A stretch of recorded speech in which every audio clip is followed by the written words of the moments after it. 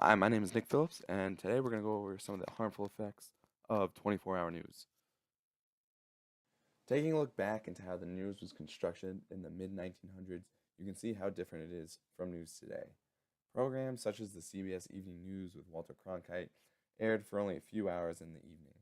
The reason for this evening time slot was that people coming home from work or school could sit down, watch the news, and be informed on important events.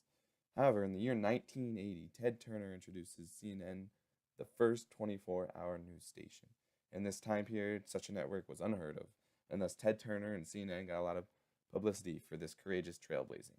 The public seemed to take a liking for the station and its new format, and thus the 24-hour news cycle was born. Ted was even named Time Magazine's Man of the Year for this achievement. However, there was a systematic problem with the structure of this 24-hour news cycle. This problem stemmed from networks trying to answer the question of how does one fill up a 24-hour news cycle with stories. One answer for this problem was repetition. Channels would often repeat headlines every hour or so to update anyone who had just tuned in. Another option was to start covering more and more stories that in the past would not normally have made it onto the news broadcast.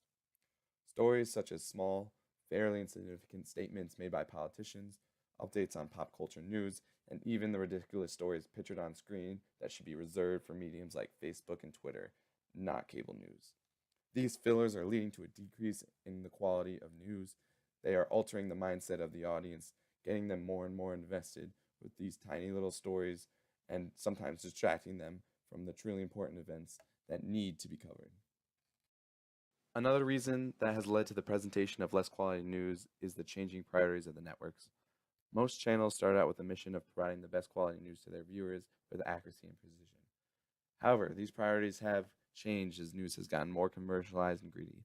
Stations are always out to increase their ratings, therefore boosting revenue. This can get them to lose sight of what their original goal was. For example, you saw in the past election cycle the focus on conspiracies and controversial statements made by the candidates. Things you saw far less of were the stories about the major events happening overseas and elsewhere. I'm not saying they were never covered, but they were definitely dwarfed by the coverage the election received. I don't believe that this ratio of coverage was fair because some of the other stories were just as important, if not more so, than the election. Take, for example, the revolution happening in Venezuela right now. How many of you had heard stories about this recently? And if so, does it compare to the coverage about Trump's Twitter? I would say the answer to this is no. Therefore, we must be careful what we allow the media to suck us into, as they're just trying to play on our interest to boost ratings.